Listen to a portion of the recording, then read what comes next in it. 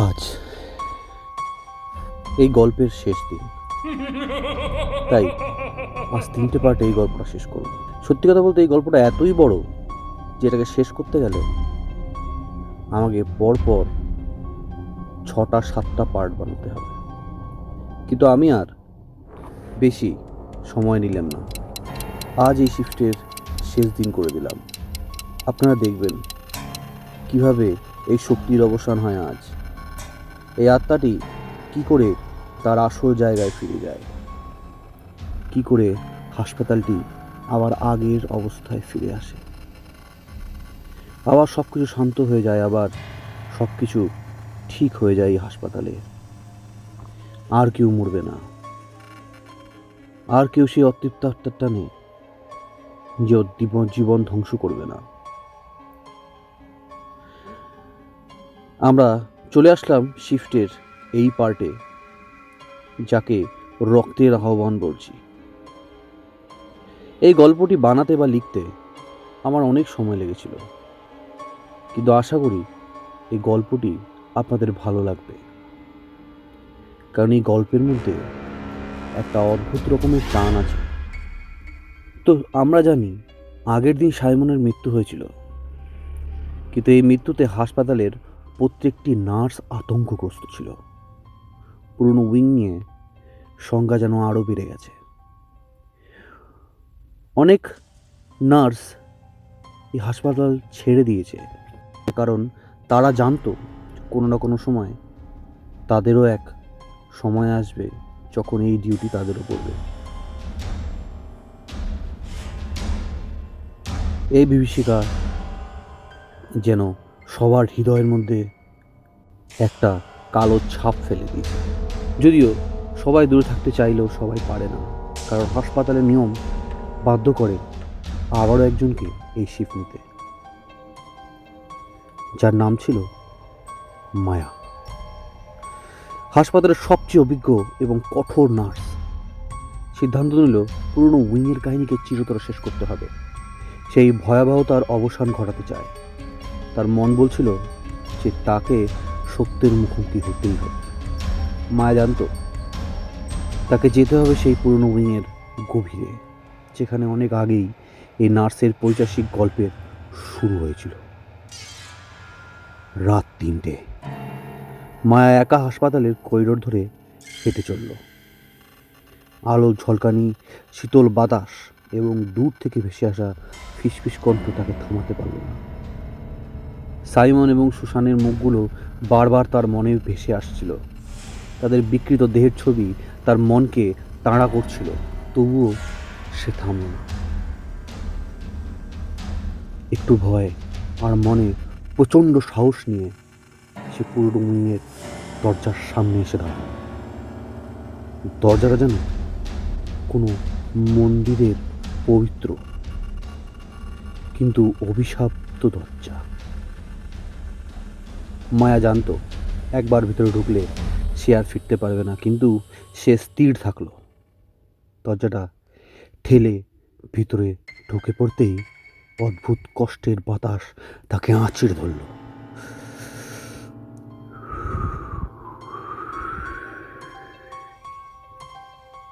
ভেতরে ঢুকতেই করিডোরের দেওয়ালগুলো থেকে রক্ত ঝরতে শুরু করলো। মায়া জানত এই স্থান জীবন্ত এবং তার শিকার খুঁজছে। দেওয়ালের মধ্যে থেকে ক্ষীণ মৃতপ্রায় মানুষের কণ্ঠস্বর শোনা যাচ্ছিল, যা তাকে সাহায্যের জন্য ডাকছিল। তুমি কি সত্যি এখানে আসতে চেয়েছিলে? নারীর একটি কণ্ঠস্বর তার কানে ফিসফিস করে উঠল। সামনে তাকিয়ে মায়া দেখতে পেল সেই নার্সটি। এইবার সে আগের মতন নয়। তার বিকৃত শরীর আরো ভয়ানকভাবে বদলে গেছে। পুরো শরীরটা পচে গলে গেছে। মাথার চুলগুলো জটলা পাকিয়ে মাটিতে ছড়িয়ে আছে। তার চোখ দুটো শূন্য এবং হিংস্র, যেন মায়ার আত্মাকে গিলে খাবে সে। নার্সটির হাত থেকে গড়িয়ে আসছিল ঘন রক্ত, আর তার পায়ে মাংস ছিঁড়ে ঝুলেছিল। তুমি কি ভেবেছিলে পালাতে পারবে? তার জিভ বেরিয়ে আসছিল মুখের ভিতর থেকে। মায়ার পা কাঁপতে লাগলো, কিন্তু সে জানতো পালানোর পথ নেই। সে ঠিক করেছিল শেষ পর্যন্ত লড়বে। নার্সটি এগিয়ে এসে মায়ার চারপাশে ঘুরছিল। তার শরীরের ভিতর থেকে কাটা উঠে আসছিল, তার নখগুলো যেন রক্ত প্রবাসী অস্ত্র। তুমি কি জানো আমি কতজনকে খেয়েছি? নার্সটি তার বিকৃত হাত নিয়ে মায়ার গালে স্পর্শ করলো। সেই স্পর্শ মায়ার ত্বক পোড়াচ্ছিল, যেন তার মাংস পুড়ে যাচ্ছে। তোমার মতো নার্সরা আমাকে বারবার ছুঁড়ে ফেলেছে, কিন্তু আমি ফিরে এসেছি। আমি সব সময় ফিরে আসব। তারপর নার্সটি হঠাৎ করে আঘাত করলো। তার লম্বা রক্তাক্ত নখ মায়ার পেটে ঢুকে গেল। মায়া কষ্টে চিৎকার করে উঠল, কিন্তু সেই চিৎকার করিডোরের দেওয়ালের মধ্যে হারিয়ে গেল। মায়া অনুভব করলো তার শরীরের ভিতরে অঙ্গগুলো চিড়ে যাচ্ছে, রক্ত ঝরে পড়ছে। মায়ার চোখের সামনে দৃশ্য বদলাতে লাগলো। সেই বিকৃত নার্স তার শরীরের মাংস ছিঁড়ে একে একে টেনে বের করে নিচ্ছে। নার্সের হাতের প্রতিটা আঘাত মায়ার আত্মা কাঁপিয়ে তুলছিল। ততক্ষণে অসাড় হয়ে গেছে। যন্ত্রণার তীব্রতায় মায়া আর কোনোভাবে প্রতিরোধ করতে পারছিল না। তার চেতনা ধীরে ধীরে হারিয়ে যাচ্ছিল, কিন্তু হঠাৎ করেই তার মনে হলো সে যেন কোথাও আটকে গেছে, কোথাও যেখানে কেবল অন্ধকার, যন্ত্রণা এবং মৃত্যু। নার্সটি এখন তার মুখের খুব কাছাকাছি এসে দাঁড়িয়ে আছে। ফাঁকা চোখ দুটো দিয়ে মায়ার ভিতরে তাকাচ্ছে। তোমার শরীর আমার, কিন্তু তোমার আত্মাও চাই, নার্সটি বলে উঠল। আর তখন মায়া বুঝলো নার্স শরীরের উপর আধিপত্য চায় না, বরং আত্মাকেও বন্দি করে রাখে। মায়া ভিতরে ভিতরে সংগ্রাম শুরু করলো। ঠিক ততক্ষণই নার্সি তার মুখের উপর ফিসফিস করে বলে উঠল, এই যন্ত্রণায় তোমার শাস্তি। তোমার পাপের জন্য তুমি বাঁচতে পারবে না। শেষ শুরু। মায়া আর কোনো কিছু দেখতে পাচ্ছিল না। নার্সটির প্রতিটি স্পর্শে তার শরীর ছিন্ন ভিন্ন হয়ে যাচ্ছিল। করিডোর থেকে ভেসে আসা ফিসফিসানি কণ্ঠগুলো আরো জোরালো হচ্ছিল। চারপাশের দেয়াল থেকে বেরিয়ে আসা মৃত রোগীরা তার দিকে এগিয়ে আসতে শুরু করলো। তাদের হাতগুলো মায়ার দিকে ছুটে আসছিল। মায়ার শরীরটা অন্ধকারে মিশে যেতে শুরু করলো, আর শেষবারের মতন তার মুখ দিয়ে শ্বাস বের হতে পারল। নার্সটি তার ভাঙা শরীরের উপর দাঁড়িয়েছিল। তার পায়ের নিচে রক্তের স্রোত বইছিল, কিন্তু মায়ার চোখ খোলাই ছিল। তার দৃষ্টিতে ফাঁকা ছিল না, বরং ভিতরে জমাট বেঁধে রাখা ঘৃণা ছিল। মায়া এখনো শেষ হয়নি। তার শরীর ভেঙে গিয়েছে, কিন্তু তার আত্মা নার্সটির অভিশাপের বিরুদ্ধে দাঁড়াতে তৈরি। হাসপাতালের প্রত্যেকটা কর্মী জানত কেউই আর সেই পুরনো উইংয়ের ভিতর যাবে না। মায়ার শরীর যখন খুঁজে পাওয়া গেল, তার ত্বক পোড়া, রক্তাক্ত ছিল। তার মুখের চামড়া যেন কেউ খোসা ছাড়িয়ে নিয়েছে। কেউ বুঝতে পারল না কিভাবে এমনটা হলো, কিন্তু একটা জিনিস পরিষ্কার ছিল, মায়া হয়তো মারা গেছে, কিন্তু সে নার্সটির বিরুদ্ধে লড়াই করেছে। আর এই লড়াই এখানে শেষ হয়নি। পুরনো উইংয়ের আতঙ্ক আরও তীব্র হলো। কেউ কেউ বলছে মায়ার আত্মা এখনো সেই দরজায় আটকে আছে, আর যারা সেখানে যাবে তাদের নার্স নয়, বরং মায়ার প্রতিশোধের সামনে দাঁড়াতে হবে। মায়ার মৃত্যুতে ভেতরে একটি অশুভ ছায়া ছড়িয়ে দিল। কেউ আর পুরনো উইংয়ের ধারে কাছে যায় না, কিন্তু অদ্ভুতভাবে প্রতিদিনই সেই রাতে থেকে ফিসফিস আওয়াজ, ফেলে আসা কাঁদুনি সুর যা শোনা যেতে থাকে। ওয়ার্ডে থাকা রোগীদের মধ্যে কেউ কেউ দাবি করে তারা তাদের পাশে এক নার্সকে দেখছে, পচনধরা শরীর, বিকৃত হাসি আর মৃত্যুর আহ্বান নিয়ে। এখনো সে ফ্লোরটিতে কাজ চলতে থাকলো। হাসপাতালে অন্যান্য অংশে যেন একটা অশান্তি ছড়িয়ে গেছে। প্রতিদিন কোনো না কোনো রোগী অদ্ভুতভাবে নিখোঁজ হয়। তাদের বেড ফাঁকা পাওয়া যায়, আর তাদের ঘরে একরাশ তীব্র গন্ধে ভরা বাতাস। ডক্টর শর্মা হাসপাতালের প্রধান। তিনি নিজের চোখে এসব ঘটতে দেখে আর চুপ থাকতে পারছিল না। তিনি একজন বয়স্ক অভিজ্ঞ চিকিৎসক, যার কোনো কুসংস্কারে বিশ্বাস নেই। কিন্তু মায়ার মৃত্যু এবং অন্যান্য নার্সদের আক্রমণের ঘটনার পর তিনি বুঝলেন এসব ঘটনার পেছনে কোনো স্বাভাবিক কারণ নেই। ডক্টর শর্মা সিদ্ধান্ত নিলেন তিনি নিজে এই পুরনো উইংয়ে যাবেন এবং খুঁজে দেখবেন সেখানে কি লুকিয়ে আছে। সেদিন রাতে হাসপাতালের সমস্ত আলো কমে আসছিল। সবার চোখের সামনে হাসপাতালের ভিতরে এক অদ্ভুত অসঙ্গতি তৈরি হচ্ছিল। ঘড়ির কাঁটা বারবার 3টা ছুঁয়ে থেমে যাচ্ছিল, আর বাতাসে যেন একটা অস্বাভাবিক থমথমে পরিবেশ নেমে এসেছিল। ডক্টর শর্মা পুরনো উইংয়ের দরজায় পৌঁছে নিজের শ্বাস নিলেন।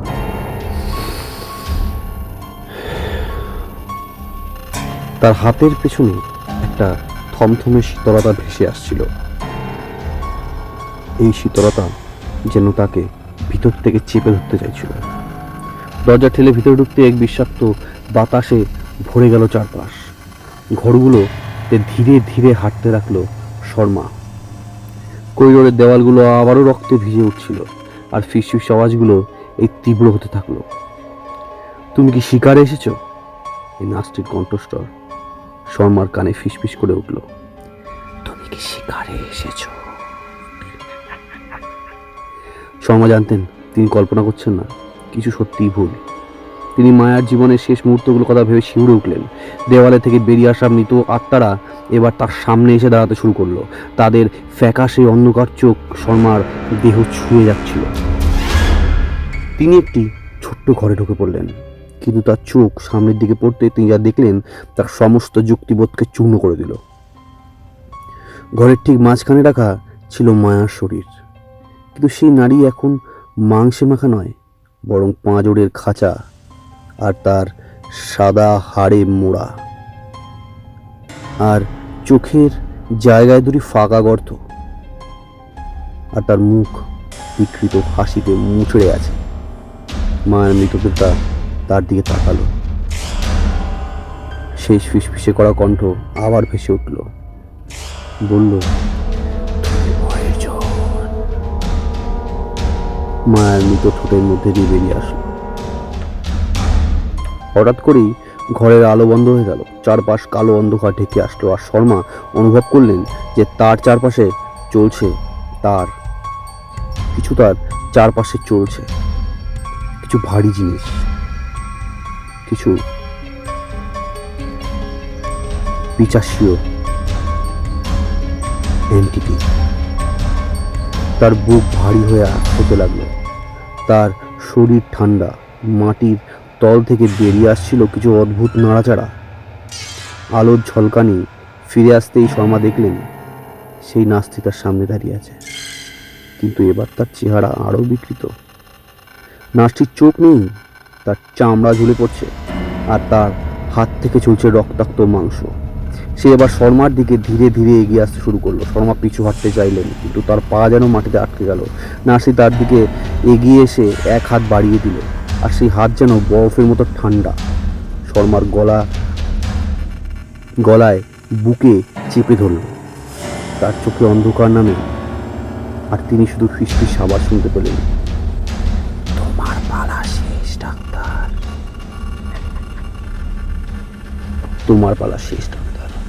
এবার তুমি মৃত্যুর অন্ধকারে জ্বলবে। ডাক্তার শর্মা চেতন হারিয়ে মাটিতে লুটিয়ে পড়লেন। তার নিথর দেহটি মাটিতেই পড়ে রইল, আর সেই নার্সটি তার উপর হেসে উঠে দাঁড়িয়ে থাকলো, যেন মৃত্যুর রাজত্বের রানী সে। কিন্তু শর্মা মারা গেল, তার আত্মা সহজে মুক্তি পেল না। পুরনো উইংয়ের ভিতরে মৃত আত্মাদের দল শর্মাকে চিরতরে আটকে ফেলল। তার আত্মা আর কখনো শান্তি পাবে না। সেই ফ্লোরে যারা যাবে তারা শর্মার কান্না শুনতে পাবে। আর একটি আত্মা, সেই নার্সের শিকার। শেষ দিকে হাসপাতালে আর কেউ জানে না কি ঘটেছে। ডক্টর শর্মা আর কখনো ফিরে আসেনি। তার খোঁজে যাওয়া সমস্ত লোক মুখ আর মানসিকভাবে বিকৃত হয়ে ফিরে এসেছে। তারা শুধু একটাই কথা বলে, পুরনো উইংয়ের ভেতরে আর কেউ বেঁচে নেই, শুধু মৃত্যু এবং নরক সেখানে অপেক্ষা করছে। পুরনো উইংটি এক চিরতরে বন্ধ করে দেওয়া হয়েছে, কিন্তু শোনা যায় এখনো রাতে গভীরে সেই করিডোর থেকে ফিসফিসে ওঠানো কণ্ঠস্বর ভেসে আসে। আর কখনো সেই নার্স, কখনো মায়া, কখনো বা ডক্টর শর্মা, তারা সবাই মিলে অভিশাপের ভেতরে আটকা পড়ে আছে। কেউ জানে না এই অভিশাপের শেষ কোথায়, কিংবা আদৌ এর কোনো শেষ আছে কিনা। পুরনো উইংটি চিরতরে বন্ধ হয়ে গেল, অভিশাপ যেন মুছে যায়নি। রাতের হাসপাতালে অন্যান্য অংশে ভয়ে এক ঘন ছায়া ছড়িয়ে পড়েছিল। মায়া, ডক্টর শর্মা আর অসংখ্য আত্মারা সেই জায়গায় আটকে গেছিল। তাদের কষ্ট শেষ হওয়ার নয়। নতুন রোগী আর নার্সরা কেউই বুঝতে পারছিল না কেন এত অস্বাভাবিক ঘটনা ঘটছে। একদিন এক অদ্ভুত নারী হাসপাতালের রিসেপশনে এসে দাঁড়ালো। তার চোখ অস্বাভাবিক সাদা, মুখে অদ্ভুত শান্ত ভাব। সে নিজেকে পরিচয় দিল, তার নাম রেবা, আর সে একজন এক্সরসিস্ট। হাসপাতালের অভিশাপের কথা শোনা মাত্রই সে সেখানে চলে এসেছে। এখানে মৃত্যু আটকা পড়েছে এবং আমি তাকে মুক্তি দিতে এসেছি, রেবা বলল। তার কণ্ঠস্বর ছিল এক ধরনের দৃঢ় আত্মবিশ্বাস। মনে হয় এই রেবার দরকার অনেকদিন আগেই ছিল। এইবার শুরু হবে চূড়ান্ত লড়াই। রেবা হাসপাতালের চিফ মেডিকেল অফিসারের সঙ্গে দেখা করে জানালো সেই পুরনো উইংয়ে যাবে এবং অভিশাপ সরিয়ে দেবে। প্রথমে অনেকে এতে সন্দেহ প্রকাশ করলো, কিন্তু হাসপাতালের এমন এক অবস্থা দেখে তারা আর তাদের কোনো উপায় দেখছিল না। রাত 3টে, রেবা একাই পুরনো উইংয়ের দরজায় দাঁড়ালো। ঘরের ভিতর থেকে সেই নার্সের চিৎকার ভেসে আসছিল। দেওয়ালের ফাঁকে ফাঁকে মৃত রোগীদের মুখগুলো ফুটে উঠছিল, যারা শিকারের অপেক্ষায় ছিল। কিন্তু রেবাও ভয় পায়নি। সে জানতো এই লড়াই তার। রেবার দরজা ঠেলে ঢুকতেই শীতল বাতাস তার দিকে ধেয়ে এলো। নার্সটির বিকৃত চেহারা সামনে ভেসে উঠল, আর তার ফাঁকা চোখ দুটি রেবার দিকে ঘুরল। নার্সটি শিকার পেয়ে মনে মনে হেসে উঠল। তুমি কি জানো তুমি বাঁচবে না? নার্সটি এরমভাবে ফিসফিস করে বলে উঠল। কিন্তু রেবা ধীরে ধীরে এগিয়ে গেল, তার হাতে থাকা পবিত্র প্রতীকটি তুলে ধরে নার্সটির দিকে তাকালো। তুমি আর কাউকে কষ্ট দিতে পারবে না, রেবা শান্তভাবে বলল, আর মন্ত্রপাঠ শুরু করলো। নার্সটি এক অমানবিক চিৎকার করে উঠল। তার শরীর পুড়তে শুরু করলো। দেওয়ালের মৃত আত্মারা যেন একে একে ধ্বংস হতে থাকলো। মায়ার আত্মা ছটফট করছিল, কিন্তু এবার তার মুখে শান্তির ছাপ ফুটে উঠল। শর্মার আত্মা এবং অন্যান্যরা ধীরে ধীরে মিশে যাচ্ছিল। রেবার মন্ত্রপাঠের তীব্রতা বাড়তে থাকলো, আর সেই নার্সটির শরীর একসময় ছাই হয়ে ঝরে পড়ল। তার চিৎকারে পুরো ফ্লোর কেঁপে উঠল, আর পুরনো উইং যেন মুক্তি পেয়ে গেল সে অভিশাপ থেকে। পুরনো উইংয়ের অভিশাপ চিরতরে শেষ হয়ে গেল এবং সব আত্মা তার থেকে মুক্তি পেল। হাসপাতালের ভিতরে ছড়িয়ে থাকা অশুভ শক্তিও ধীরে ধীরে মুছে গেল। রেবার ক্লান্তভাবে হাঁটতে হাঁটতে করিডোর ধরে বেরিয়ে এলো হাসপাতালের। কর্মীরা অবাক হয়ে গেল। জায়গাটা এখন কতটা শান্ত। আর কোনো ফিসফিস আওয়াজ নেই, কোনো অশুভ ছায়া নেই। পুরনো উইংটি বন্ধ করে দেওয়া হলো, এবার চিরতরে। আর রেবা কোনো শব্দ না করে হাসপাতাল ছেড়ে চলে গেল। তার কাজ শেষ হয়ে গেছে। তাই হয়তো সে তাদের মুক্তি দিয়ে দিয়েছে, বা হয়তো সে নিজেই এক্সরসিজমের শিকার হয়ে গেছে, কেউ জানে না। তবে হাসপাতালটি আবার স্বাভাবিক ছন্দে ফিরল। রোগীরা সুস্থ হতে শুরু করলো। নার্স এবং ডাক্তাররা শান্তিতে কাজ করতে পারছিল। পুরনো উইংয়ের দরজা চিরতরে বন্ধ রইল, আর কেউ সেখানে আর কখনো পা রাখবে না। তবে কেউ রাতে এখনো ফিসফিস শব্দ শুনে, যদিও সেটা আর ভয়ঙ্কর না। হয়তো সেগুলি মুক্তি পাওয়া আত্মাদের কৃতজ্ঞতার প্রকাশ। তারা এখন শান্তিতে আছে, আর কখনো যন্ত্রণায় ভুগবে না। এরমভাবেই এই গল্পটি শেষ হয়েছে। আশা করি তোমাদের ভালো লেগেছে। যদি ভালো লেগে থাকে লাইক, কমেন্ট, সাবস্ক্রাইব, শেয়ার করে এই চ্যানেলটিকে আরও গ্রোথ করতে সাহায্য করো। যদি মনে হয় কোনো ভুল হয়েছে আমার দ্বারা, বা আমার বলার ধরনে কোনো সমস্যা যদি তোমরা না বুঝতে পারো, আমায় দয়া করে একটু কমেন্টে লিখে দিও, যেটা আমিও বুঝি আমার ভুলগুলো কোথায়। তবে এই গল্পের সব কিছু আমি আমার মতন করে তুলে ধরলাম। এই গল্পের প্রত্যেকটা কাহিনী, সব কিছু আমার কাছে খুব ভয়ঙ্কর লেগেছিল বলেই আমি আপনাদের সঙ্গে শেয়ার করলাম।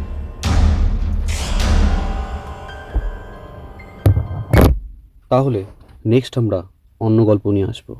ততক্ষণ নমস্কার।